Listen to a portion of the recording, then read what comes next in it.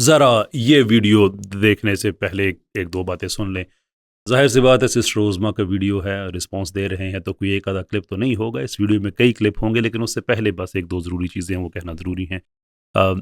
Before that, السلام علیکم، امید ہے آپ کی طبیعت ٹھیک ہوگی. تاریخ کا اتنی بے دردی کے ساتھ مرڈر کیا جائے، وہی گھسی پیٹی باتیں ادھر ادھر سے کھینچ تان کے لے کے آ جائیں دوبارہ سے. میرا جی چاہ رہا تھا کہ آج کا ویڈیو میرے الفاظ سے شروع کروں کہ ذرا یہ شعر سنیے گا کہ کبھی تقدیر کا ماتم، کبھی دنیا کا گلا، منزل عشق میں ہر گام پہ رونا آیا. اس منزل میں ہر گام پہ ہی رونا آتا ہے. غلط کتابوں کے حوالے یا حوالے آگے پیچھے کر دینا. Why is the important question. صرف 30 سیکنڈ لوں گا آپ کے ہوپ فلی، اور اس کے بعد ہم چلتے ہیں اپنے پہلے کلپ کی طرف.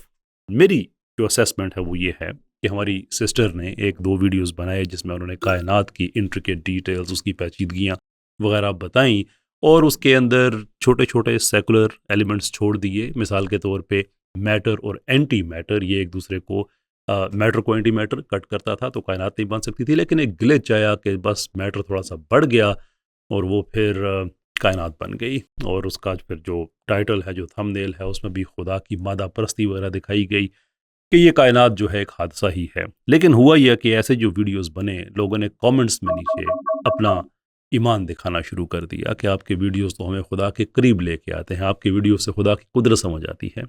تو لگ یہ رہا تھا کہ یہ پلان تو بیک فائر ہو رہا ہے، تو کیوں نہ پھر ہم چلیں اسی چیز پہ دیٹ وی نو، اسی میں پناہ لیتے ہیں. اور وہ یہ کہ مولوی بالخصوص امام غزالی، اس نے اسلامی دنیا میں سائنس ختم کر دی.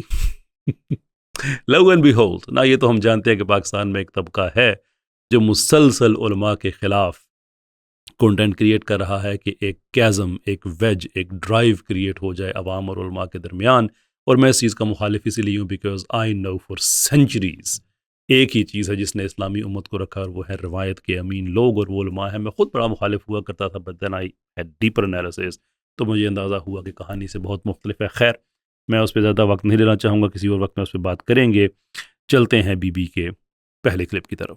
تاہم 12ویں صدی کے دوران اسلامی دنیا میں کٹر ملائیت کو عروج حاصل ہوا، علم و حکمت کی شمع لڑکھڑانے لگی، اور صدی کے اختتام تک مسلمان معاشرے فکری جمود کے ایک تاریک دور میں داخل ہو گئے.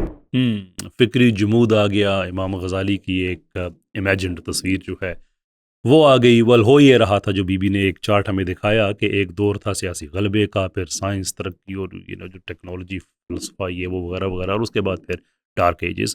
مائنڈ یو، کوئی ایکڈیمک سورس ایسا نہیں ہے کہ جو اس عہد کو ڈارک ایجز کہتا ہو، اور کوئی ایکڈیمک سورس ایسی بے وقوفی کرے گا بھی کیوں کہ جس عرصے میں، یعنی کہ 13ویں صدی سے لے کر 18ویں صدی تک، مسلمانوں کے 3 بڑے ایمپائر جن کو گن پاؤڈر ایمپائرز کہا جاتا ہے، صفوی، مغل اور خلافت عثمانیہ کھڑے ہوئے نا. انڈیویجول لیول پہ آف کورس آپ پرابلمز ان میں کئی آئیڈینٹیفائی کر سکتے ہیں. مغلوں کو مثال کے طور پہ میں خالص اسلامی سلطنت نہیں مانتا، میں سمجھتا ہوں کہ وہ مسلمز تھے، لیکن وہ مسلم تھے تو ان کے رجحان میں تو کم سے کم اسلام تھا. پریکٹیکلی وہ کیا سیکولرزم کرتے تھے، کیا کرتے تھے، لیکن انہوں نے کبھی اسلام کو اپنی ترقی کے راستے میں رکاوٹ نہیں سمجھا. نیور دی لیس یہ 3 بڑے امپائر ہمیں اسی عرصے کے دوران نظر آتے ہیں.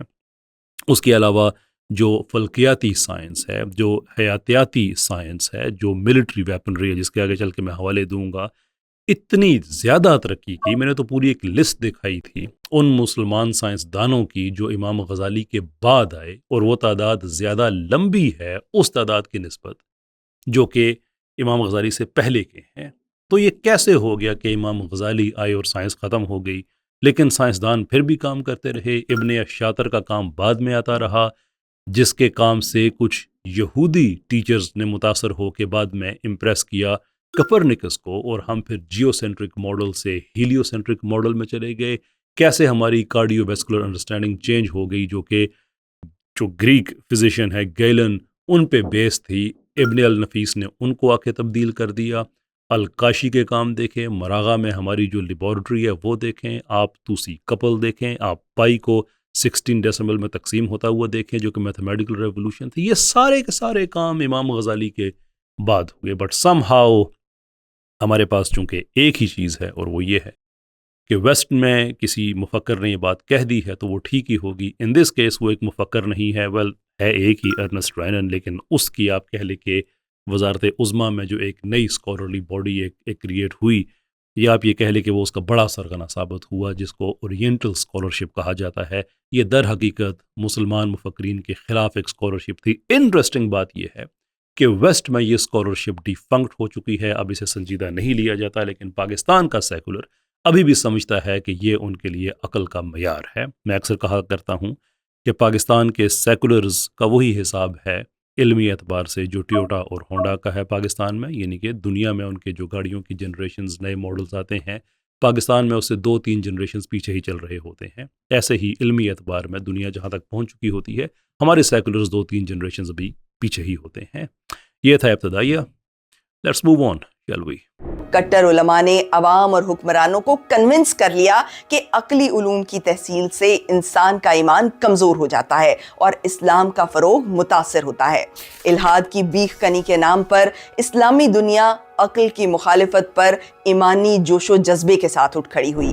کٹر علماء نے، یہ بات ذہن میں رکھیے کہ بڑا امپورٹنٹ جملہ ہے۔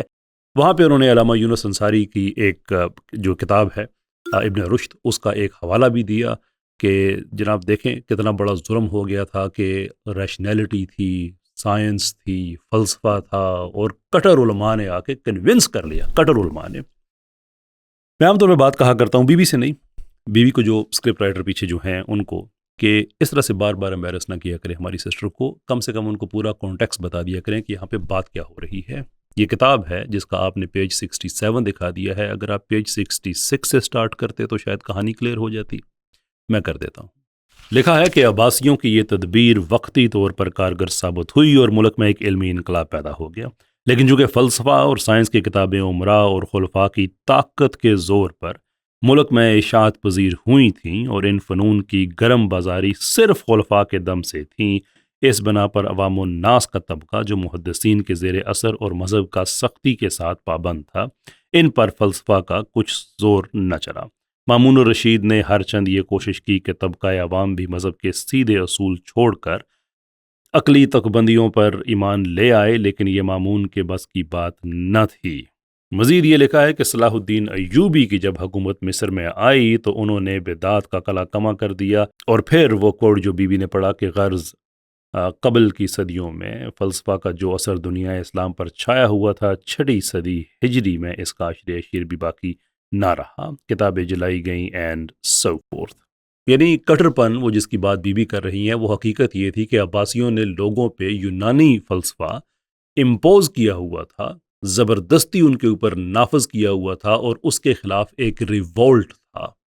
ریوولٹ کیوں تھا؟ اس لیے کہ وہ ان پہ نافذ تھا۔ نہ یہ تدبیر جس کی میں نے بات کی، وہ تدبیر کیا تھی جو پیج 66 سے سٹارٹ ہوتی ہے کہ بہت بڑی تعداد اس وقت اجمیوں کے، عباسیوں کے انڈر تھی۔ عباسی عرب تھے، سیدھی سادی روایتی زندگی گزارنے کے حق میں تھے، لیکن اجمیوں کی ایک بہت بڑی تعداد، بہت بڑی عوام ایک ان کے زیر اثر تھی، اور ان کی حکومت کو قائم رکھنے میں بہت زیادہ ان کا ہاتھ تھا، بہت زیادہ معاونت تھی۔ ان کے جو پلوٹینک آئیڈیاز تھے، ان کے جو ایرسٹوٹیلین آئیڈیاز تھے، یعنی کہ جو ارسطو اور جو باقی گریک فلسفی ہے، اس کا جو اثر تھا، عباسی اس کو ڈسون نہیں کرنا چاہتے تھے، بلکہ انہوں نے اس کو اون کر لیا۔ یہ تھی ان کی تدبیر اپنی حکومت عربوں اور عجموں پر قائم رکھنے کی۔ But there was the bigger problem, اور وہ یہ تھا کہ اگرچہ عباسی ان میں بہت اچھے اچھے حکمران بھی گزرے ہیں، کوئی ڈاؤٹ نہیں ہے، لیکن ہمیں تاریخی طور پہ ایک جبر کا ایلیمنٹ نظر آتا ہے۔ مثال کے طور پہ جب معتزلہ ان کے حکومت میں وہ جب کامیاب ہوئے، عباسیوں کے انڈر ہی تھے، تو انہوں نے زبردستی اپنی عقل لوگوں پہ امپوز کرنا شروع کی۔ انہوں نے اپنی انکویزیشن سسٹم بنایا، جہاں پہ لوگوں کو مارتے تھے، پیٹتے تھے، جرمانے کرتے تھے کہ تم نے قرآن کی وہی تشریح کرنی ہے، اسلام کی وہی تشریحات لینی ہے جو ہم تمہیں بتا رہے ہیں، اس کے علاوہ تم اپنی عقل استعمال نہیں کر سکتے۔ میں نے کئی دفعہ کوٹ کیا امام احمد بن حنبل رحمۃ اللہ علیہ، جن کی سزا یہ تھی کہ وہ جیل میں تھے، اور اس سزا کا یہ حصہ تھا کہ ہر روز جیل سے نکال کے ان کو کوڑے مارے جاتے تھے۔ یہ رویہ لوگ پہلے دیکھ چکے تھے، اگرچہ کچھ 100 سال اس بات کو گزر چکے تھے، لیکن جب دوبارہ یہی سلسلہ انہوں نے دیکھا تو ایک ریوولٹ تھا کہ ہم پہ جبر کیوں کرتے ہو، اور وہ جبر کیا تھا اس فلسفے میں۔ یعنی کہ ابن سینا کو آپ نے، میں نام ایک لے رہا ہوں آپ کو جنرل اسپیکنگ، کہ اس زمانے میں جو فلاسفہ جن کے خلاف یہ باتیں ہو رہی تھی، یا فارابی تھی، وہ باتیں کیا تھی؟ وہ باتیں یہ تھی کہ آپ نے ماننا ہے سرکاری سطح پہ کہ خدا کے پاس کل کا علم تو ہے مجموعی طور پہ، لیکن جو جزیات ہیں اس کا کوئی علم نہیں ہے۔ آپ نے یہ ماننا ہے کہ مرنے کے بعد آپ کو دوبارہ زندہ نہیں اٹھایا جائے گا۔ بھئی ایک آدمی ذاتی طور پہ یہ عقائد رکھتا ہے تو رکھے، اس کو عوام پہ آپ مسلط کیوں کر رہے ہیں؟ تو لوگوں کا یہ ریولٹ تھا جو صلاح الدین ایوبی کی حکومت کے بعد آیا کہ تم نے جو چیزیں ہم پہ مسلط کی ہوئی تھیں اب ہم تمہیں بتاتے ہیں۔ تو وہ کٹر پن عوام کی طرف سے نہیں تھا، وہ کٹر پن ان حکمرانوں کی طرف سے تھا کہ جو غیر اسلامی عقائد لوگوں کے اوپر نافذ کر رہے تھے۔ ضرور میں یہ بات کہنا چاہوں گا کہ میری یہ کنڈمنیشن سارے عباسی جو خلافت ہے اس تک نہیں ہے، معافی چاہتا ہوں، اس لیے کہ یہ تو انفیئر بات ہو جائے گی، لیکن جن عباسی ایلیمنٹس کا میں ذکر کر رہا ہوں وہ تاریخ میں مخفی نہیں ہے۔ all you have to do is just اسی کتاب کے 1-2 پیجز پیچھے چلے جائیں، ساری بات واضح ہو جاتی ہے۔ آگے بڑھتے ہیں۔ سن 1300 سے 1800 تک کے 500 سال کو بجا طور پر اسلامی دنیا کا تاریک دور یعنی ڈارک ایجز قرار دیا جا سکتا ہے، کیونکہ اسباب، عقل اور جدت کی مخالفت معاشرے کی مذہبی سوچ میں رچ بس گئی تھی۔ اس تمام عرصے کے دوران یورپ میں ہونے والی سائنٹیفک اور ٹیکنالوجیکل پروگریس سے واقف ہونے کے باوجود قدامت پسند مسلمان علماء کسی بھی طرح کی جدت اختیار کرنے کی شدید مخالفت کرتے رہے۔ اسکرپٹ رائٹرز ذرا پاس آئیے گا۔ کیا آپ کو پتہ نہیں ہے کہ یہ یورپ میں جو اتنی زیادہ ترقی ہو رہی تھی، انکویزیشن اسی ٹائم میں ہوئی تھی؟ سائنس کا سب سے بڑا قتل، سائنسدانوں کا سب سے بڑا قتل، تحقیق کا قتل یورپ میں اسی ٹائم میں ہو رہا تھا۔ یہ آف کورس بات نہیں ہے کہ سائنس وہاں پہ بالکل ترقی نہیں کر رہی تھی، لیکن اتنی ہی ترقی کر رہی تھی جتنی اسلامی دنیا میں ہو رہی تھی۔ انفیکٹ کئی جگہ پہ اسلامی دنیا ان سے بہت زیادہ ایڈوانس تھی۔ اگر آپ کو نہیں یہ بات پتا، کسی دن مجھ سے پرائیویٹ لیسن لیجئے گا، میں آپ کو ضرور بتاؤں گا۔ پیچھے ہو جائیں۔ ان اینی کیس میں بی بی سے یہ ضرور پوچھنا چاہوں گا کہ کوئی ایسا فتویٰ آپ دکھا سکتی ہیں سرکاری لیول پہ کہ جتنی بھی سائنس ہے آج کے بعد بین ہے، آپ کچھ نہیں کر سکتے؟ کیونکہ ہم یہ جاننا چاہتے ہیں کہ یہ کیسے ہوا کہ جو شپ کہ نیویگیشن اس زمانے میں جو مسلمانوں نے بنائی وہ ان فتووں کے خلاف جا کے بنائی؟ کیسے یہ ہوا کہ مسلمانوں نے جو حیاتیاتی سائنس میں ترقی کی، کیسے ہوا کہ مسلمانوں نے جو ترقی کی وار فیئر میں، یعنی مثال کے طور پہ وار فیئر کا آپ اندازہ کر لیں کہ ٹیکنالوجیکلی اسپیکنگ جو مسلمانوں کے پاس بسلکا جو بڑی توپیں اس زمانے میں جو کیننز تھے وہ تو بنے ہی بنے، لیکن اس سے پہلے مسلمانوں کے پاس صرف بارود بنانے کی 107 ریسیپیز صرف ایک مسلمان سائنسدان نے دی ہوئی تھیں۔ یہ سب سائنٹیفک ٹیکنالوجیکل ایڈوانسمنٹ تھی اور یہ 13ویں اور 18ویں صدی کے درمیان کی تھیں ساری۔ oh my God، آگے بڑھتے ہیں۔ دیکھیے قرآن کریم ہمیشہ یا جو آسمانی کتابیں ہیں عام طور سے، میں سب کی بات نہیں کر رہا ہوں، خصوصاً جو حصے تحریف نہیں ہوئے ہیں، وہ کیوں کا جواب دینے کے لیے آئی۔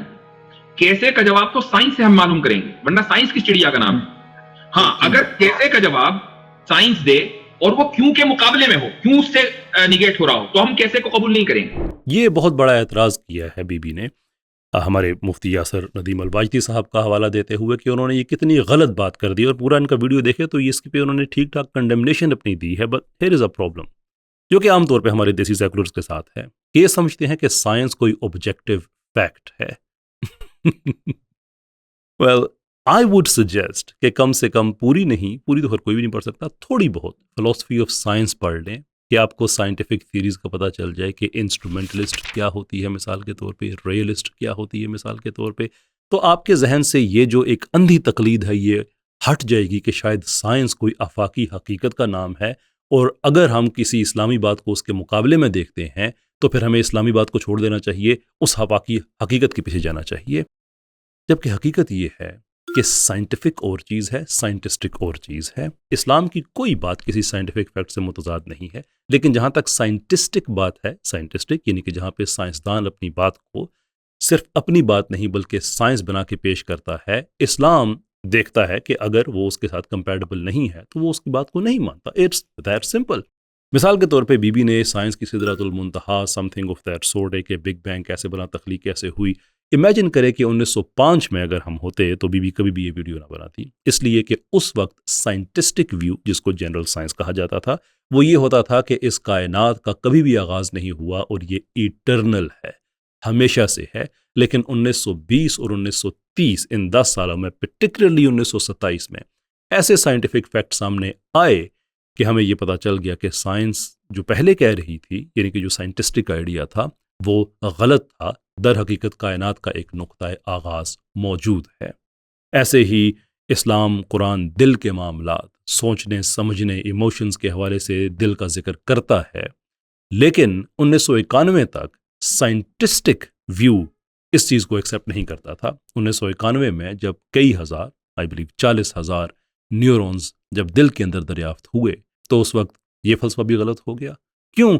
اس لیے کہ ان نیورونز میں سے بہت سے کا تعلق دردوں کو پروسیس کرنے سے تھا، ایموشنز کو پروسیس کرنے کے ساتھ تھا۔ So what we are seeing is کہ یس، سائنس میں انسان کی تشریحات ہیں، انٹرپریٹیشنز ہیں، اگر وہ اسلام کے ساتھ موافقت رکھتی ہیں تو ہمیں کوئی مسئلہ نہیں ہے۔ اگر وہ مقابلہ کرتی ہیں تو ہم یہ کہیں گے کہ یہ اللہ عز و جل کا کلام ہے، وہ خالق کائنات ہے، وہ ہمارا یہ ایمان ہے ہمارا اس بات پہ۔ کسی انسان کی تشریح چونکہ چینج ہو سکتی ہے، اس لیے ہم اسے قرآن کا معیار نہیں بنائیں گے۔ That's reason number 1۔ Reason number 2، science چلتی ہے انڈکٹیو ریزننگ پہ۔ انڈکٹیو ریزننگ جو کہ سائنس کا حسن ہے کہ یہ کل تبدیل ہو سکتی ہے، اگر یہ انڈکٹیو سے ڈیڈکٹیو پہ آ جائے تو اس میں ترقی ختم ہو جائے گی، لیکن انڈکٹیو جہاں پہ ایک اس کا حسن ہے وہیں پہ اس کے نامکمل ہونے کی دلیل بھی ہے۔ تو ہم آئدر اپنے ایمان کو کہیں گے کہ وہ نامکمل ہے، یا ہم یہ کہیں گے کہ ہم اس چیز پہ تو ایمان رکھتے ہیں، یہ ہمارے اللہ نے کہا ہے، وی بلیو ان دیٹ۔ اب دوسری طرف ایک نامکمل آئیڈیا ہے، میں اپنے مکمل ایمان کی ججمنٹ اس نامکمل تشریح کی روشنی میں نہیں کروں گا۔ کیا بری بات ہے؟ I don't think so. تیسری بات جو کہ بی بی کو ضرور پڑھنی چاہیے ایسی بات کرنے سے پہلے، وہ سائنس جو ماڈرن سائنس ہے اس کو انڈرپن کرنے والا ایک فلسفہ ہے جسے کہا جاتا ہے میتھڈولوجیکل نیچرلزم، جس کے کئی فوائد بھی ہیں نو ڈاؤٹ، لیکن الٹیمیٹلی اس میں مسئلہ یہ ہے کہ یہ تھیوری پہلے ہی پوزٹ کرتی ہے، یہ فلسفہ پہلے ہی پوزٹ کرتا ہے کہ جب بھی آپ سائنس کے ساتھ انگیج کریں گے آپ نے وجود خدا یا کسی بھی مافوق الفطرت چیز کا انکار کر دینا ہے۔ You have to do it. اس پہ لینڈ مارک اگر آپ کو کوٹیشن چاہیے جس میں کوئی معذرت آپ کو نظر نہیں آئے گی، وہ رچرڈ لیونٹن کا ہے، جس میں وہ کہتے ہیں کہ ہماری اے پرائری کمٹمنٹس ہوتی ہیں۔ اے پرائری کمٹمنٹس یعنی کہ ہماری پہلے سے طے شدہ کمٹمنٹ ہے، ایمان ہے، عقیدہ ہے کہ جب بھی ہم کہ ہم نے نتیجے پہلے نکالے ہوئے، اور کمٹمنٹ کس سے ہے؟ مادیت سے ہے، مٹیریلزم کے ساتھ ہے، کہ ہم جب بھی سائنس کے ساتھ انگیج کریں گے تو وہ ایسا نہیں ہوگا کہ ہم پہلے کوئی اپریٹس بنائیں گے، انویسٹیگیشن کا تحقیق کریں گے اور اس تحقیق کے روشنی میں کسی نتیجے پہ پہنچیں گے، بلکہ نتیجے پہلے سے طے شدہ ہیں۔ باقی جو تحقیق ہے اس نتیجے کو جسٹیفائی کرنے کے لیے ہے، اور خدا کو کبھی بھی ہم اس معاملے میں نہیں آنے دیں گے۔ تو جب آپ کی سائنس کا آغاز یہاں سے ہوتا ہے تو وہ پھر ایک عقیدہ بن چکا ہے، اور اصل میں اس عقیدے کے حلال حرام بھی ہیں۔ 3 چیزیں ہیں: فزیکل مٹیریلزم جسے آپ سائنٹیفک مٹیریلزم بھی کہہ سکتے ہیں، سائنٹزم اور میتھڈولوجیکل نیچرلزم۔ میرا پورا ایک ٹریننگ کورس ہے پولیمسسٹ کا، اس میں کئی گھنٹے ہم نے انہی چیزوں پہ لگائے ہوئے ہیں کہ لوگوں کو یہ فرق سمجھ آ جائے کہ جناب یہ سارا کچھ جسے ہم سائنس کو ایک آفاقی حقیقت کے طور پہ کہتے ہیں، وہ ویسٹ کے سیکولر مائنڈ، ایتھیسٹک مائنڈ کا ایک الہادی عقیدہ ہے جس کی روشنی میں تحقیق کی جاتی ہے۔ تو اگر کوئی مسلمان کہتا ہے کہ بھائی ہم اس چیز کو نہیں مانتے ہیں اس لیے کہ یہ آپ کی ایک ایسی تحقیق ہے جس کی بنیاد الہاد پر ہے، وہ خدا کے خلاف پہلے سے طے شدہ ہے، تو اس میں غلط بات کیا ہے؟ اور بی بی آپ نے بھی تو یہی کیا نا۔ سسٹر کو بھول گئے شاید کہ انہوں نے خود سورہ بقرہ کی ان آیات کا حوالہ دیا ہے جس میں اللہ عز و جل نے آدم علیہ السلام کو علم دیا۔ قرآن پاک میں ذکر ہے کہ جب اللہ تعالیٰ نے حضرت آدم کو زمین میں اپنا خلیفہ بنانے کا فیصلہ کیا تو فرشتوں نے خود کو انسانوں سے بہتر بتایا۔ اس پر اللہ تعالیٰ نے فرشتوں کے مقابلے میں آدم کی فضیلت کو علم کی بنیاد پر ثابت کیا۔ جہاں تک سائنٹسٹک خیال کا تعلق ہے، قرآن کی یہ کہانی تو سائنس کی دنیا میں، یعنی کہ جو کنٹمپری سائنس ہے اس میں تو ایکسیپٹیبل ہی نہیں ہے۔ وہاں پہ تو ہیں کہ آپ چوہے اور بندر، جراثیم، پتہ نہیں کس کس چیز سے ایوالو ہوتے ہوتے یہاں تک ہم آ گئے ہیں۔ تو آج اگر آپ کے سامنے کوئی آدمی آ کے ایسی بات کہے کہ میری سائنس یہ کہتی ہے، مائنڈ یو سائنس کا مطلب سائنٹسٹک ڈیریویٹو جو آئیڈیاز ہیں، وہ یہ کہتا ہے کہ سائنس یہ کہتی ہے کہ انسان ایوالو ہوا ہے، تو کیا آگے سے آپ سورہ بقرہ کی آیت اسے نہیں سنائیں گی کہ میرا ایمان یہ کہتا ہے کہ اللہ نے آدم کو تخلیق کیا تھا اور بعد میں علم دیا تھا؟ یا آپ یہ کہیں گی کہ نہیں قرآن یہ کہتا تو ہے لیکن میں ایسا کرتی ہوں کہ اس کو چھوڑ کے مدر چلی جاتی ہوں؟ آبویسلی آپ ایسا نہیں کریں گی، تبھی تو آپ نے سورہ بقرہ کا حوالہ دیا۔ تو مفتی یاسر صاحب بھی تو ایگزیکٹلی یہی بات کہہ رہے ہیں. Move on, shall we? سائنسی علوم پر عقیدے کے اس اختیار کو علماء کی جانب سے اسلام کا بنیادی مطالبہ بنا کر پیش کیا جاتا ہے.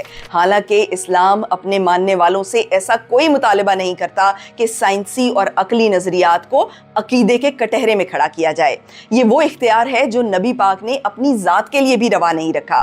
اور اس کے بعد بی بی نے حوالہ دیا ایک روایت کا جو بڑی مشہور ہے کہ آپ صلی اللہ علیہ وسلم نے جو کھجوروں کی پولونیشن ہوتی تھی اس سے منع کیا، لیکن اس سال یہ کہ جو پھل تھا وہ اتنا اچھا نہیں ہوا، تو آپ صلی اللہ علیہ وسلم نے کہا کہ پھر یہ دنیا کے معاملات ہیں، تم جانو. یہ مفہوم ہے اس ساری بات کا. میری سجیسچن ہے یہ کہ یہ اتنے ڈیپ ٹاپکس ہیں کہ میرا خیال ہے کہ اگر سیکولر حضرات اس پہ نہ بات کیا کریں تو وہ بہتر ہے. آپ کس بحث میں جانا چاہتے ہیں کہ نبی پاک صلی اللہ علیہ وسلم نے یہ بات کہی ہے کہ میرے پاس بھی یہ نہیں ہے اختیار کہ اگر کوئی سائنسی حقیقت آئے گی تو میں یعنی یہ پھر سائنسی حقیقت کوئی نہیں کہ اب جو نبوت ہے وہ اب سائنسی حقیقت کے تحت آ جائے گی، وہی پیچھے ہٹ جائے گی. اگین یہ میرا پہلا صرف یہ چھوٹا سا تبصرہ ہے. یو کین امیجن کہ اس میں سے کتنے پرابلم سامنے آ جاتے ہیں. تو میری یہ آنیسٹ ایڈوائس ہے، ان چیزوں کے ساتھ چھیڑخانی نہ کریں. لیکن بی بی کے ویڈیو کو اگر ہم سیاق و سباق میں دیکھتے ہیں تو ہمیں یہ سمجھ آتی ہے کہ وہ یہ کہہ رہی ہیں کہ علماء نے جو اپنی انٹرپریٹیشن دی ہے، علماء نے یہ حق خود کو دے دیا ہے کہ اپنی دی ہوئی تشریح کے خلاف اگر کسی سائنسی حقیقت کو دیکھے تو وہ کہتے ہیں کہ آپ اس کو نہ مانیں. پرابلم یہ ہے کہ یہ بات مفتی یاسر صاحب نے کہی نہ یونس انصاری صاحب نے کہی، معافی چاہتا ہوں مولانا صاحب نے. یہ تو کبھی کسی عالم دین نے نہیں کہی کہ یہ بات میں نے کہی ہے تو اب سائنس اگر اس کے خلاف ہے تو تم نے. بھائی قرآن کی تشریح کی بات ہے، حدیث کی تشریح کی بات ہے. ایک جو شارحین ہیں ان سے غلطی ہو سکتی ہے، دیٹس ناٹ اے پرابلم. لیکن اگر کوئی آدمی یہ کہتا ہے کہ یہ قرآن کہہ رہا ہے، یہ حدیث کہہ رہی ہے، تو وہ یہ نہیں کہہ رہا کہ میں کہہ رہا ہوں. ان ادر ورڈز تھوڑی دیر پہلے آپ نے یہ جو سورہ بقرہ دکھایا بھی، ہم نے بھی وہ دکھائی کہ آپ نے سورہ بقرہ کی وہ آیات کوٹ کی، تو کیا اب میں یہ کہہ سکتا ہوں کہ یہ عظمیٰ رومی صاحبہ کی ضد ہے کہ چونکہ وہ یہ سمجھتی ہیں کہ اللہ نے آدم علیہ السلام کو تخلیق کیا، دیر فور اب میں سائنس کو نہ مانوں؟ نہیں، میں یہ نہیں کہوں گا کہ عظمیٰ رومی صاحبہ کی ضد ہے. میں کہوں گا یہ اللہ نے کہا ہے and that is the truth. میں میرے مولا نے کیا ہے سچ ہے، گل ختم. That is the case. تو یہ اسٹرو میننگ ہے، اور اسٹرو میننگ کی بڑی غلط اگزامپل ہے، بہت ہی غلط اگزامپل ہے. آئی جسٹ ڈونٹ نو کہ اس کا اس سے بہتر اور کیا رسپانس دیا جا سکے. آگے بڑھتے ہیں. اپنی ویڈیو کے درمیان میں کچھ پرانے حوالے بی بی نے دیے مختلف کتابوں کے، کچھ ایسی کتابوں کے جو کچھ اور کتابوں کے حوالے دے رہی تھی، مقالات شبلی جنہوں نے کچھ دیگر کتابوں کے حوالے دیے، اور یہ باور کرانے کی کوشش کی کہ واقعی عالم اسلام میں ایک ایسا دور آیا ہوا تھا کہ ہر طرف سائنس ختم ہو رہی تھی، فلسفہ جلایا جا رہا تھا. قطع نظر اس بات کے کہ فلسفہ اور چیز ہے، فلاسفہ پرٹیکولرلی اور لوگ تھے، لوگ فلسفے کے خلاف نہیں تھے، بڑے بڑے فلاسفر اس وقت بھی پیدا ہو رہے تھے. لیکن خیر وہ ایک ڈفرینٹ مضمون ہے. میں اب ساری اس کی تفصیل میں تو نہیں جا سکتا، اس لیے کہ ایک ایک کر کے یہ سارے آرگومنٹس ڈیبنک ہو چکے ہیں. میں اپنی پچھلی ویڈیو میں دے چکا ہوں، اس کی ساری تفصیل آپ کو اگر آپ یوٹیوب پہ دیکھ رہے ہیں تو آپ کو اس کی ویڈیو ڈسکرپشن میں مل جائیں گے. کہیں اور کسی اور پلیٹ فارم پہ ہے تو کائنڈلی آپ یوٹیوب پہ آ کے دیکھ لیجیے گا، آپ کو وہ سارے حوالے مل جائیں گے. یہاں پہ میں مختصر ان کا ایک ریٹورٹ دے دیتا ہوں. مثال کے طور پہ انہوں نے ایک حوالہ دیا کتاب نفع الطیب من غسل الاندلس الطیب. انٹرسٹنگلی لاسٹ ٹائم انہوں نے یہی حوالہ دیا تھا، لیکن اس وقت انہوں نے یہ حوالہ دیا تھا مقالات شبلی کے حوالے سے کہ اس کے اندر یہ حوالہ دیا گیا ہے. چونکہ اس کی ایک ریپوٹیشن میں نے دی تھی اور وہ یہ تھی کہ مقالات شبلی میں یہ لکھا گیا ہے کہ یہ کوٹ موجود ہے، لیکن یہ الزام ہے اور یہ غلط ہے، اور اس کا زیادہ تعلق جو ہے اس زمانے کی سیاست کے ساتھ تھا کہ بادشاہ کا مزاج تبدیل ہوا تو اس نے سارا کچھ تبدیل کر دیا. اس دفعہ وہ جو اصل جو حوالہ تھا مقالات شبلی سے جو لیا گیا تھا وہ ریموو کر دیا. چلے ٹھیک ہے، ان کی مرضی. لیکن ون وے اور دی ادر بات یہی ہے کہ اس میں یہ قطعی طور پہ یہ کوئی نورم نہیں بتایا جا رہا کہ وہاں مسلمان سائنس کے دشمن ہو گئے تھے، عقل کے دشمن ہو گئے تھے، بلکہ یہ تھا کہ سیاسی وجوہات ہیں. بادشاہ آیا، اس کو اچھا نہیں لگا، دوسرا بادشاہ آیا، اس نے سارا چینج کر دیا، پھر پوری دنیا سے کتابیں اکٹھی ہونا شروع ہو گئیں. تو وہ ایک آمریت ہے، طالع آزما کی ایک اپنی ایک اس کا رجحان ہوتا ہے، اس کا میلان ہوتا ہے. جو بھی ہوگا ایسے ہی چلے گا، اوپر جائے گا نیچے جائے گا. مغربی دنیا میں بھی ایسا ہی چلتا رہا ہے. خیر چلتے ہیں ان کے اگلے حوالے کی طرف. پھر مقالات شبلی سے یہ چیز دوبارہ انہوں نے ریپیٹ کی جو پوری طرح سے ڈبنک ہو چکی ہے کہ یہ بھی منصور جو کہ وہاں کے ایک حکمران تھا، یہ اس کی کچھ سیاسی مجبوریاں تھیں. وہ مجبوریاں یہ تھی کہ اس نے عیسائی جو کچھ وہاں پہ مخالفین تھے، جو آگے پیچھے ریاستیں تھیں، ان کے ساتھ جنگ تھی اور مسلمان غصے میں تھے. اس وجہ سے غصے میں تھے کہ آپ کے جو چیف جسٹس صاحب ہیں، آپ کے جو کورٹ میں جن کی بڑی عزت ہے، جناب ابن رشد صاحب، وہ تو قرآن کے خلاف باتیں کر رہے ہیں. عاد و سمود کے واقعات کو جھٹلا ہی دیا انہوں نے، سرے سے کہا کہ یہ تو بات ہی کوئی نہیں ہوئی ہے. تو لوگوں کا غصہ تھا، تو انہوں نے پھر آ کے تھوڑا سا کہا کہ بھائی یہ تم کیا کر رہے ہو. تو چونکہ اس وقت اتحاد کی ضرورت تھی عیسائیوں کے خلاف، تو انہوں نے منصور صاحب نے آ کے قافلہ میں جلایا. تو لیکن ساتھ ہی یہ بات ہے کہ وہ خود چونکہ ایک فلسفی تھا، فلسفے کا حمایتی تھا، تو اس نے بڑے طریقے کے ساتھ کتابیں بچا بھی لی. تفصیلی جواب اس کا موجود ہے، اس کا جو آپ کو لنک ہے وہ مل جائے گا اس ویڈیو کے ڈسکرپشن میں. آگے بڑھتے ہیں. ڈیلیورنس کا حوالہ دیتے ہوئے یہاں پہ بی بتا رہی ہیں کہ بس واجب ہے کہ ان فلسفیوں اور ان کے گروہ مثلاً اسلامی فلاسفہ جس میں فارابی، ابن سینا وغیرہ ہیں، ان کو کافر قرار دے دیا جائے.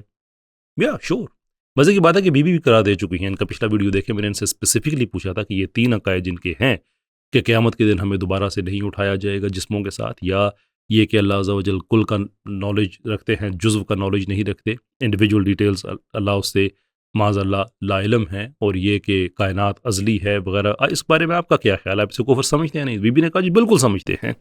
تو جس چیز کو غزالی نے واجب قرار دیا ہے وہ بی نے بھی خود پہ واجب قرار دیا ہوا ہے، تو I don't know ایشو کیا ہے پھر. یہاں تک کہ ابن رشد اسی جرم میں قید کر دیے گئے، اشبیلا میں ایک آدمی کو قتل کر دیا گیا. یہ ساری تفصیل موجود ہے کہ یہ سارا واقعہ کیا تھا. ابن رشد کو ایک عارضی طور پہ مجبوری تھی، لوگوں کا غم و غصہ اتنا زیادہ تھا کہ ایک آدمی جو ریاستی عہدے پہ ہے، پبلک فگر ہے، وہ سیدھا سیدھا قرآن کے خلاف جا رہا ہے. اب یہ تاریخ میں ساری باتیں موجود ہیں، ان پہ آپ بحث کر سکتے ہیں. عارضی طور پہ ہٹا دیا، اس کے بعد واپس لے کے آگے. سارا انعام کرام ابن رشد کو، سارا وہی سرکاری پروٹوکول، ہر چیز موجود تھی. Every thing was there.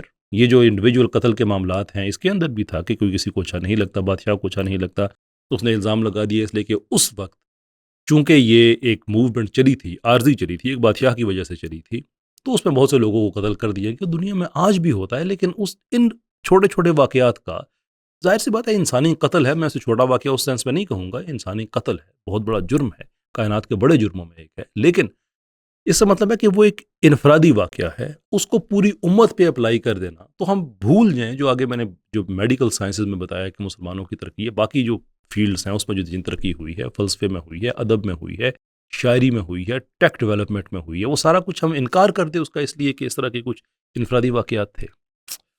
ڈیر و ڈیر. یہی قوم ریاضی اور جیومیٹری سے خوف کھانے لگی. کیوں؟ کیونکہ اب یہ قوم امام غزالی کے زیر اثر تھی، جن کا کہنا تھا کہ ریاضی کا مطالعہ نہیں کرنا چاہیے کیونکہ یہ بہت بڑی مصیبت ہے، اور جو شخص ریاضی کا مطالعہ کرے اسے منع کرنا چاہیے، کیونکہ باوجود اس کے کہ یہ علم دینی امور سے متعلق نہیں ہے، لیکن چونکہ یہ علم فلسفے کے مبادیات میں سے ہے، اس لیے دین تک اس کا شر پہنچ جاتا ہے. بہت ہی کم لوگ ایسے ہیں جو ریاضی پڑھنے میں مشغول ہوئے ہوں اور ان کا ایمان خراب نہ ہوا ہو. امام غزالی نے یہ بات لکھی اور پھر مسلمانوں نے ریاضی پڑھنا چھوڑ دی. میں ہر بار کہتا ہوں، بی سے کہتا ہوں، جو پیچھے اسکرپٹ رائٹرز ہیں ان کو تو میں کیا کہوں، میں بی سے کہتا ہوں کہ چونکہ فیس تو آپ کا آتا ہے نا سامنے، تو آپ انہیں کہا کرے کہ مجھے جو بھی دیتے ہو نا، میں اس کے کم سے کم 5 صفحے پہلے پڑھوں گی، 5 صفحے بعد میں پڑھوں گی. کہ بھائی میری ریپوٹیشن کیوں خراب کرتے ہو؟ کیونکہ اس کے پچھلے صفحوں میں کچھ اور لکھا ہوا ہے. میں بتاتا ہوں کیا ہے. یہ چیپٹر جہاں سے شروع ہوتا ہے وہاں پہ علوم کی اقسام، فلسفہ وغیرہ کی بات ہو رہی ہے. ریاضی سے سٹارٹ کیا، ریاضیات، لیکن اس میں جو انہوں نے اپنا ابتدائی مقدمہ رکھا ہے وہ یہ ہے کہ اس کا تعلق حساب، ہندسہ اور عالم کی حقیقت سے ہے، اور ان میں سے کسی چیز کا امور دینیا کے اثبات و انکار سے کوئی تعلق نہیں، بلکہ یہ برہانی امور ہیں. ان کو سمجھ لینے کے بعد ان کے انکار کی کوئی گنجائش نہیں رہتی. پھر وہ لکھتے ہیں کہ اس سے 2 ایولز پیدا ہوتے ہیں، 2 مصیبتیں ہوتی ہیں. یعنی کہ ان کا ریاضی کے بارے میں اپنا کیا خیال تھا بتا دیا کہ یہ سمجھ آ جائے، اس سے انکار نہیں کر سکتے تم. لیکن مسئلہ کیا ہے آگے، وہ میں آپ کو بتاتا ہوں. اس علم سے پہلی مصیبت یہ پیدا ہوتی ہے کہ جو شخص اس میں غور و فکر کرتا ہے وہ اس کے دلائل و قوت اور اس کی باریکیوں کو دیکھ کر ششدر رہ جاتا ہے، اور اسی وجہ سے فلسفیوں کے متعلق وہ اچھا عقیدہ قائم کر لیتا ہے اور گمان کرتا ہے کہ فلسفیوں کے تمام علوم وضاحت اور دلائل کی قوت کے لحاظ سے اسی قسم کے ہوتے ہیں. آگے لکھا ہے کہ جب وہ یہ سنتا ہے کہ یہ گہری نظر رکھنے والے فلسفی دین کا انکار کرتے ہیں تو وہ سمجھتا ہے کہ دین کا انکار کرنا ہی حق اور راہ راست ہے. اس وجہ سے کتنے ہی لوگ گمراہ ہو جاتے ہیں، ان کا کوئی چارہ نہیں رہتا۔ در حقیقت Imam Ghazali he was way too advance. ہمارا کوئی اسٹینڈرڈ دیسی سیکولر غزالی کی عشر اشیر تک نہیں پہنچ سکتا۔ ہمارا دیسی سیکولر آج اس مرض کا مریض ہے، کوئی 1000 سال پہلے غزالی نے اس پہ بات کی تھی کہ یہ لوگ جب تقلید میں چلے جاتے ہیں اور اتنے زیادہ چلے جاتے ہیں کہ یہ سمجھتے ہیں کہ یار وہ جو کہہ رہے ہیں نا وہ ٹھیک ہے۔ جیسے ہمارے دیسی سیکولرز دیکھتے ہیں، رینن نے یہ کہا، وہ کسی دیکھنے سے نہ کسی کے گورا ہونے کا وہ دیکھتے ہیں کہ یار فلاں گورے ہیں۔ جیسے اس ویڈیو میں بھی ول ڈیورانٹ جو کہ کوئی مورخ نہیں ہے، سرے سے کوئی مورخ نہیں ہے، بی بی نے اس کا بھی حوالہ دیا ہوا کہ اس نے کہا ہے کہ مسلمان 5 صدیوں میں چھائے ہوئے تھے، ہاں تو ٹھیک ہی ہوگا۔ اس کے بعد تو پھر سارا اندھیرا ہی اندھیرا ہے، تو ٹھیک ہے ہم انکار کر دیتے ہیں۔ جو بھی مسلمانوں نے سائنٹیفک اس کے بعد ترقی کی، جو اس نے فلسفے کی دنیا میں ترقی کی، جو اس نے ٹیکنالوجی کی دنیا میں ترقی کی، جو اس نے وار فیئر کے میدان میں ترقی کی، ہم سارا اگنور کر دیتے ہیں، اس لیے کہ ول ڈیورانٹ نے جو بات کہہ دی ہے تو ٹھیک ہی ہوگی، رینن نے کہی ہے تو ٹھیک ہی ہوگی۔ ایگزیکٹلی یہی بات غزالی کہہ رہے ہیں کہ آپ لوگ اتنے اندھے ہو جاتے ہیں تقلید میں، اتنے اندھے ہو جاتے ہیں کہ آپ یہ کہتے ہیں کہ وہ بڑے بڑے ذہن ہیں، وہ ٹھیک کہہ رہے ہیں تو بس پھر سارا ٹھیک ہی ہوگا۔ Literally, salute to Ghazali. He foresaw this 1000 years ago. یہ ہمارا دیسی سیکولر، ان کو دیکھ کے اندازہ ہوتا ہے کہ وہ کن لوگوں کے بارے میں بات کر رہے تھے، لیکن بات یہاں ختم نہیں ہوتی ہے۔ بی بی نے جو پڑھا ہے اپنے اس کوٹیشن میں لفظ ریاضی پڑھا ہر بار، لیکن وہاں پہ علوم لکھا ہے۔ کیوں لکھا ہے تو میں آپ کو بتاتا ہوں۔ واقعہ یہ ہوا کہ ریاضیات پہ بات کرتے کرتے غزالی نے کچھ جنرل کامنٹس دیے، اور وہ جنرل کامنٹس یہ تھے کہ اس لیے فلاسفہ متقدین کا کلام ریاضیات میں ربانی اور الہیات میں تخمینی ہے، اور یہ حقیقت اسی شخص پر منکشف ہو سکتی ہے جو اس کا تجربہ کرے اور اس کی گہرائی میں اتر کر دیکھے۔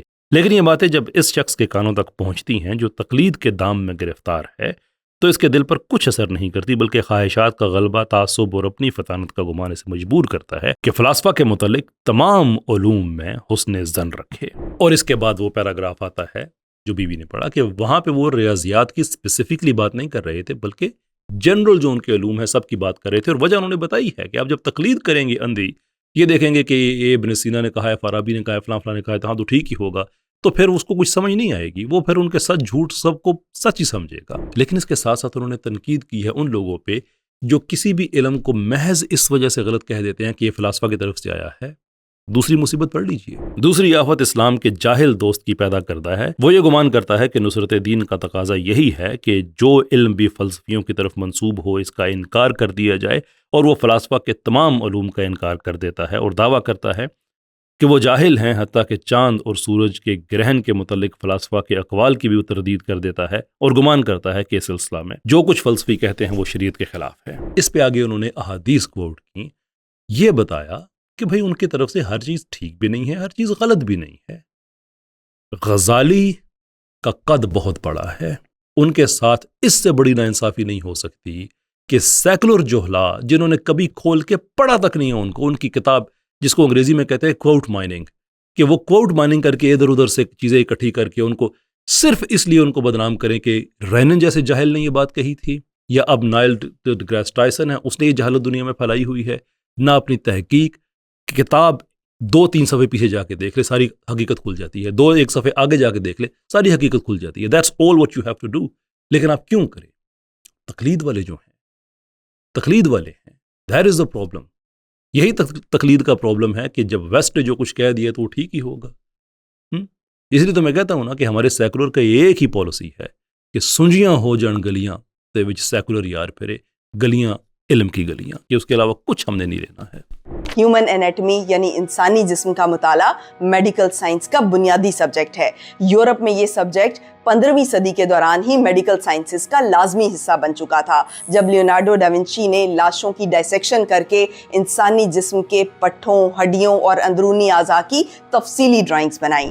مقصد مسلمان دنیا میں، اسلامی دنیا میں جو ڈائسیکشن ہے، ہیومن انیٹمی ہے، اس کے اوپر پابندی تھی، اور یورپ تو کتنا آگے جا چکا تھا کہ ہمارے پاس ڈاونچی پورے سارے ہمارے جسم دکھا چکا تھا انسانوں کی، یعنی کہ سارا کیا ہو رہا ہے وغیرہ وغیرہ وغیرہ۔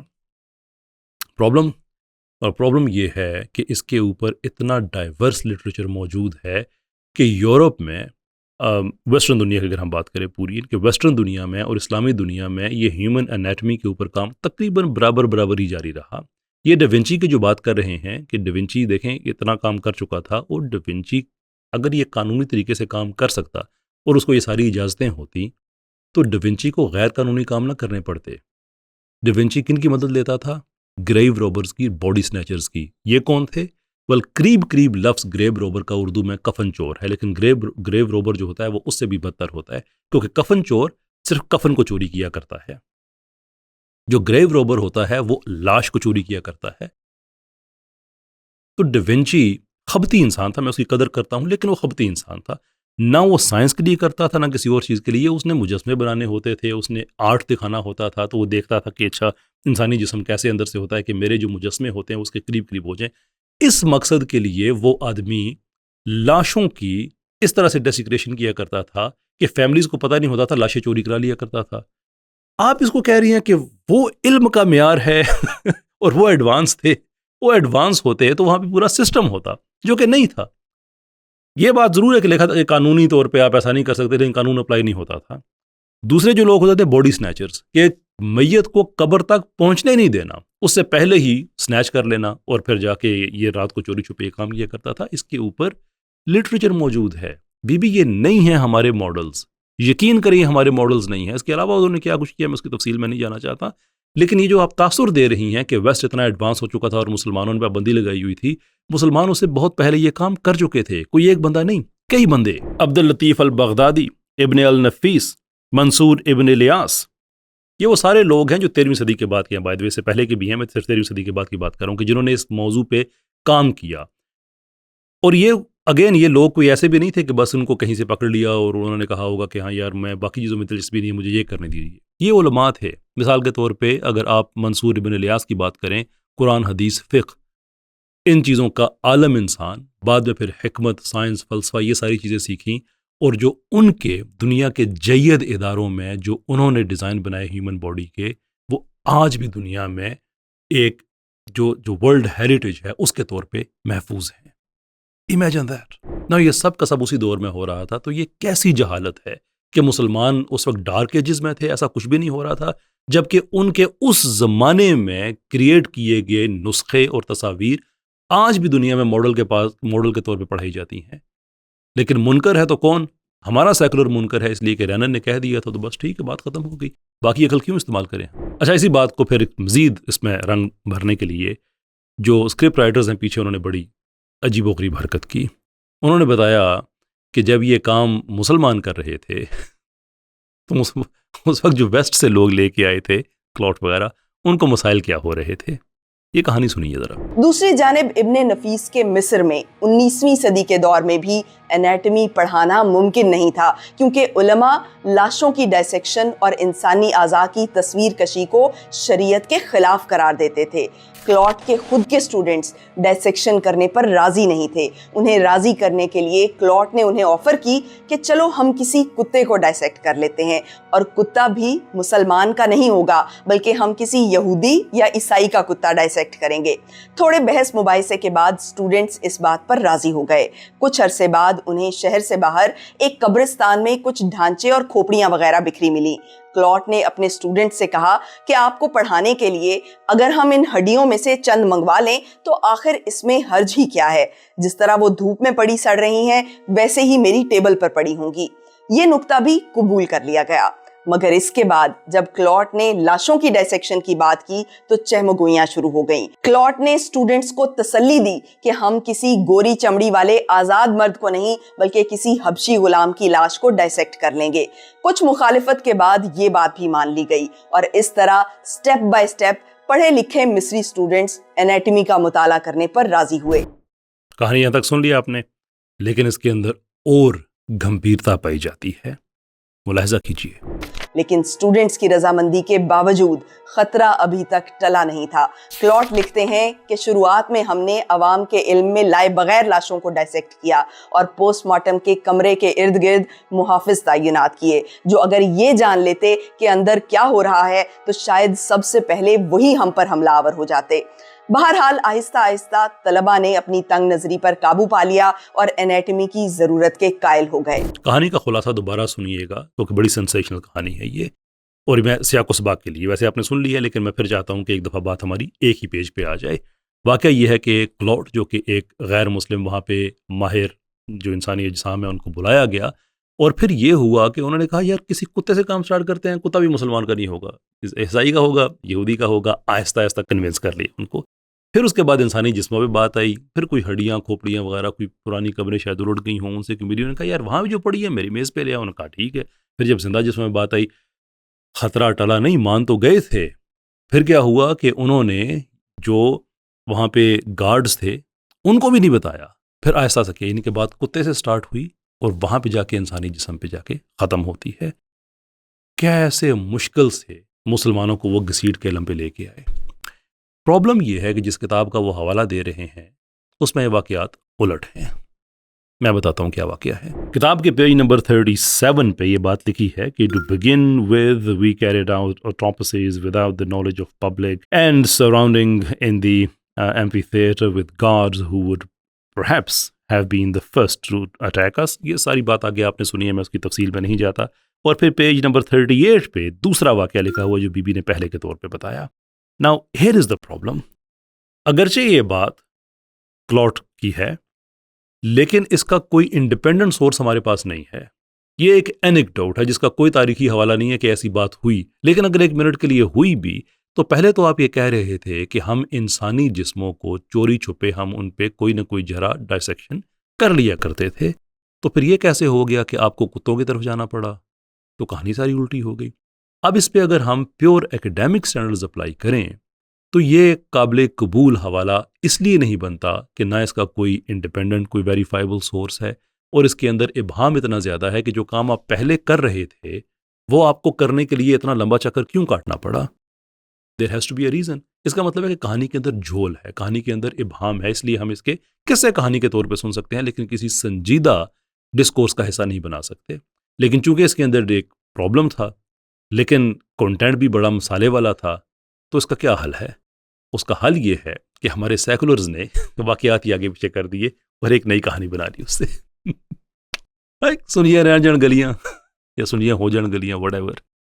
ये basically this is the level of intellect that we are dealing with. ला हौला वला कुव्वता इल्ला बिल्लाहिल अलिय्यिल अज़ीम। आगे चलते हैं। अब वीडियो हमारा बिल्कुल आखिरी सेक्शन है। मुझे अंदाज़ा है कि काफ़ी लंबी बात हो गई। एक सवाल है कि बहरहाल वेस्ट ने साइंसी तरक्की तो की, बहुत ज़्यादा की, तो ये कैसे हुआ कि मुसलमान फिर इतनी नहीं कर सके और उन्होंने कर ली?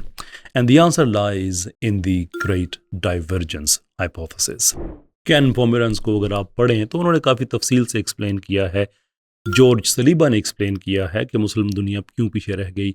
नंबर ऑफ अदर जो हिस्टोरियंस हैं, इंटेलेक्चुअल्स हैं, उन्होंने इस चीज़ को बड़ी तफसील के साथ लिखा है। वाक़या ये है कि जो ये थीसिस है ग्रेट डाइवर्जेंस का, वो हमें ये हकीकत बताता है कि वेस्ट ने जब कॉलोनियल एम्पायर सेटअप करने शुरू किए, जब उसने वो चांदी हासिल की साउथ अमेरिका से जिससे वो दुनिया की बड़ी बड़ी चीज़ें ख़रीदने के काबिल हो गया, जब अटलांटिक स्लेव ट्रेड स्टार्ट होती है कि लाखों की तादाद में फ्री लेबर आपके पास आ जाती है, जब आपकी ग्लोबल ट्रेड वर्चुअली फ्री हो जाए, लाखों की तादाद में आपके पास फ्री लेबर आ जाए, आपके पास दुनिया के ख़जाने अचानक आ जाएं, तो फिर आप क्या करेंगे?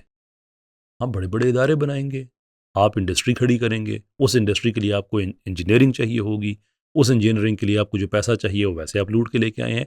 तो ये एक फीडबैक लूप स्टार्ट हो गया कि जैसे जैसे वेस्ट में हम तरक्की देखते हैं वैसे वैसे वहाँ पे हम बड़ा जुल्म भी देखते हैं जो उन्होंने पूरी दुनिया पे किया। मिसाल के तौर पे आप ये देखिए कि ह्यूमन एनाटमी की हम बात कर रहे हैं, तो इस ह्यूमन एनाटमी में हमें ये नहीं भूलना चाहिए कि जर्मन्स जो सदर्न अफ्रीका जहाँ पे आज नमीबिया है, यहाँ के आओ हेरारो कबीले की हड्डियाँ ढांचे वापस जर्मनी भेजा करते थे ये साबित करने के लिए कि ये हमसे इन्फीरियर हैं, देयरफॉर हम इनका जेनोसाइड कर सकते हैं। ये इस काबिल ही नहीं है कि ये सेल्फ रूल करें। ये उसी साइंस का हिस्सा है, ये बात जहन में रखिएगा। एट द सेम टाइम ये बात जहन में रखिएगा कि वहाँ से जो दौलत इकट्ठी की गई, वहाँ से कितने बड़े बड़े इदारे वेस्ट में बने। ग्लासगो यूनिवर्सिटी मिसाल के तौर पे آج کے زمانے کی بات کریں تو تقریباً 190 ملین پاؤنڈ سے لے کر 200 ملین پاؤنڈ جو اس کو ریسیو ہوا وہ اسی ظلم سے کمایا ہوا پیسہ تھا. پلانٹیشن جس میں تھی، جس میں غریب لوگ، سیاہ فام، غلام، جن کو انہی کے کھیتوں پہ مارا جاتا تھا یا ان کو پھر اپنے جو بعد میں یہاں سے لے کے آگے ویسٹ میں ان کھیتوں میں ان کو مارا جاتا تھا، چابک سے لٹرلی وپ کیا جاتا تھا. ان کی خواتین کو، چھوٹی بچیوں کو سیکشولی ان کو ہراس کیا جاتا تھا، کوئی پیسے نہیں دیے جاتے تھے، کتوں کے ساتھ ان کو سلایا جاتا تھا. اس سے جو پیسہ آتا تھا اس سے یونیورسٹی بن رہی ہے. یہ میں آپ کو ایک ایگزامپل دے رہا ہوں، دوسری بھی سنتے جائیے. مشہور زمانہ کوڈرنگٹن لائبریری، جو کہ اس زمانے کے غالباً 1710 کی بات ہے کہ 10,000 پاؤنڈز سے بننے والی، اس زمانے کے 10,000 پاؤنڈ سے بننے والی لائبریری، اور کرسٹوفر کوڈرنگٹن اس کی ساری انکم یہ سلیو ٹریڈ، پلانٹیشن، غلامی سے بنایا ہوا پیسہ، یہ سارے کا سارا وہاں سے آ رہا تھا. He had absolutely no problem. And Brown University, آپ اندازہ کریں 2006 میں تو براؤن یونیورسٹی نے خود ریسرچ پبلش کی ہے کہ جو براؤن فیملی تھی ان کے پیسوں میں کتنا پیسہ تھا جو اسی ظلم سے کشید کیا ہوا تھا جس سے یہ یونیورسٹی بنی ہے. اس کے آپ گلیڈسٹونز آف لیورپول کو دیکھ لیں، آپ یہ بڑے بڑے جو بینکنگ ادارے ہیں وہاں پہ، وہ جو شپس جو یوز کیے جاتے تھے ان غلاموں کو ایک جگہ سے دوسری جگہ لے جانے کے لیے، ان کی انشورنس کرنے کا جو پیسہ، اور اس انشورنس سے جو بڑے بڑے بزنسز بلڈ ہوئے، بارکلیز اینڈ سو فورتھ جو وہاں کے پائنیئر ہیں، یہ سب غلامی کے پیسے پہ ہیں. اور اسی نے پھر جب انڈسٹری میں انویسٹ کرنا شروع کیا، اسی انڈسٹری کے لیے مشینری کی ضرورت ہوئی، اس مشینری کے لیے ٹیکنالوجی کی ضرورت ہوئی، یعنی کہ انجینئرنگ کی، اس انجینئرنگ کے پیچھے جو سائنٹیفک تھیوری ہے اس کی ضرورت، یہ سب کا سب وہیں سے چل رہا تھا. ویسٹ نے نہیں ترقی کی اس وجہ سے کہ اچانک انہوں نے سوچا کہ یار ہم اپنے چرچ کو چھوڑ دیتے ہیں، سیکولر ہو جاتے ہیں، ہم ترقی کر لیں گے. نہیں، انہوں نے دنیا میں ظلم کیا، انہوں نے دنیا میں بربادی کی. انہوں نے، آپ اندازہ کر لیں کہ it is settled now in academia کہ گلوبل پاپولیشن کا کوئی 25% جی ڈی پی صرف انڈیا سے آتا تھا. انڈیا کو انہوں نے، جہاں انڈیا کی وہ پروڈیوس جو دنیا میں جاتی تھی، انہوں نے خود پہ اسے ڈیپینڈنٹ کر لیا. بی کبھی یہ دیکھے تو صحیح، دنیا کو بتائیں تو صحیح کہ جس سیکولرزم پہ آپ لوگ اتنا ناز کرتے ہیں، کبھی ول ڈیورینٹ کو پکڑ لیتے ہیں، کبھی اپرینن کو پکڑ لیتے ہیں، ان سب کی فنڈنگ کہاں سے ہو رہی تھی. ایک ویڈیو میں نے اس پہ بنایا ہے، ایک اور میں اس پہ بناؤں گا. اسپیسیفکلی میں آپ کو بتاؤں گا کہ سیاہ فام کمزور عورتوں پہ درد ختم کرنے والی جو ادویات ہوتی ہیں نا، جو انستیشیا ہوتا ہے، جو لوکل انستیشیا بھی ہوتا ہے، another one too، ان کے استعمال کے بغیر انہیں ہوش میں رکھ کے ان کے جسم پہ کتنے ہورفک تجربات کیے جاتے رہے سائنس کے نام پر. میں آپ کو ہیومن زوز دکھاؤں گا جہاں پہ افریقہ سے، انڈیا سے پکڑ کے بچوں کو نمائش پہ لگایا جاتا تھا سائنس کے نام پہ، جن کو دیکھنے کے لیے دنیا امڑ آتی تھی اور بتاتے تھے کہ سائنس نے ترقی کر لی، انسان اور بندر کے درمیان ہم نے لنک ڈھونڈ لیا ہے. I will bring everything out, but obviously we will see کہ آپ اس کے رسپانس میں ہمارے مولویوں کو کتنا آپ نقصان کریں گے. اب میں آخری بات کہہ کے بات ختم کرتا ہوں. I don't know آپ لوگوں کو کیا ملتا ہے اس چیز سے. سیکولرز کا کوئی کنٹریبیوشن نہیں ہے پاکستان بنانے میں. سیکولرز نے کوئی پاکستان میں سائنٹیفک ترقی زیرو. عظمیٰ رومی صاحبہ کا سائنٹیفک کنٹریبیوشن زیرو. پرویز ہود بوئے کا اینی تھنگ میننگ فل زیرو. اور جتنے بھی ہیں نن وٹس ایور. کوئی فلسفے میں انہوں نے کوئی نئی جہت دی ہو، نتھنگ. نیوز کاسٹر وہاں سے پڑھ لیا، بغیر ویریفائی کیے آگے بیان کرنا شروع کر دیا. اب آپ لوگ کچھ نہیں کرتے، الزام سارا آپ مولوی پہ لگا دیں گے کہ آخرکار لوگ علماء سے دور ہو جائیں. تو بندہ آپ کی اگزامپل لے لینا، آپ لوگ علماء سے دور ہو گئے تو کیا ترقی کر لی آپ نے. آج جس پاکستان میں آپ محفوظ رہ رہے ہیں، اس پاکستان کی سب سے بڑی سائنٹیفک انوینشن، سائنٹیفک ترقی مجھے کہنا چاہیے، وہ نیوکلیر بوم کی صورت میں ہے. وہ کسی سیکولر پروجیکٹ کا کوئی حصہ نہیں ہے. اس کو بنانے والے ڈاکٹر عبدالقدیر صاحب بڑے دین پسند آدمی ہیں. اس کے علاوہ آپ بڑے بڑے نام دیکھ سکتے ہیں جو سائنسدان ہیں، مسلمان لوگ ہیں، اسٹینڈرڈ مسلمان ہیں، انہوں نے کبھی کوئی تفریق نہیں دیکھی. اگر ترقی کرنی ہے تو ہمارا دی ریوائورسٹ کا ایک ایم ہے. ہم بھی یہ کہتے ہیں کہ سائنس کے بغیر ترقی نہیں ہو سکتی، فلسفی کے بغیر، میتھس کے بغیر، ٹیک ڈیولپمنٹ، اے آئی اس کے بغیر نہیں ہو سکتی. لیکن اس کا مطلب یہ نہیں ہے کہ آپ نے ان مضامین میں اگر آگے جانا ہے تو آپ نے اسلام کو چھوڑنا ہے. It doesn't mean that. آپ نے علماء کے ساتھ آپ نے کوئی کرنی بھی، علماء تو اپنا کام کر رہے ہیں. انفیکٹ علماء ہی اپنا کام کر رہے ہیں. مجھے بتائیے پاکستان میں علماء کا بھی ایک طبقہ موجود ہے، فلم والوں کا بھی ایک طبقہ موجود ہے، ہمارے سیکولرز کا بھی طبقہ موجود ہے، سائنسدانوں کا بھی طبقہ موجود ہے. کیا وجہ ہے کہ جو بین الاقوامی مقابلے ہوتے ہیں اس میں ہمارے مسلمانوں جو علماء کے جو بچے ہیں، تیار کیے ہوئے بچے، وہی جا کے کوئی قرأت میں کوئی ایوارڈ جیت رہا ہے، کوئی کسی اور چیز میں ایوارڈ جیت رہا ہے جو انہوں نے سیکھا ہے. ہماری تو جو فلمیں ہیں، جو کہ سارا کام ہی میں سمجھتا ہوں لغو ہے، لیکن آپ لغو کام کے اندر تو کوئی کر کے دکھاؤ، کوئی آسکر ہی لے کے آ جاؤ. تم لوگ تو وہ بھی نہیں کر سکتے. ہمارے سائنسدانوں کو دیکھیں، پوری دنیا میں ہمارے پاس اس وقت جو بیسٹ سائنسدان دکھانے کے لیے ہے وہ پرویز ہود بھوئے ہے. دا مین ہو ایکچولی بلیوز کہ جو کوارکس ہیں یہ سپر سٹرنگس کی وائبریشن سے آتے ہیں. بندہ سر پیٹ لے، یہ سائنسدان ہے ہمارا، یہ سائنسدان ہے، اور یہ دنیا، یہ بیسٹ ہم دکھا سکتے ہیں دنیا میں. سو آپ لوگوں نے کچھ نہیں کیا. جو علماء کر رہے ہیں ان کے پیچھے ہاتھ دھو کے پڑ گئے ہیں. جوائن اس اکٹھے سائنس میں ترقی کرتے ہیں، اسلام پہ کمپرومائز کیے بغیر، فلسفے میں کرتے ہیں، اسلام پہ کمپرومائز کیے بغیر، ٹیک ڈیولپمنٹ جاتے ہیں، اے آئی ڈیولپمنٹ میں جاتے ہیں، اسلام پہ کمپرومائز کیے بغیر. If this is something you cannot do, تو میں صرف یہی کہوں گا پھر کہ لا حول ولا قوت الا باللہ العلی العظیم. انجینئر غائب نہ ہو جانا، مجھے پتا ہے تمہارے شاگرد پہ ویڈیو سے تم سن رہے ہو.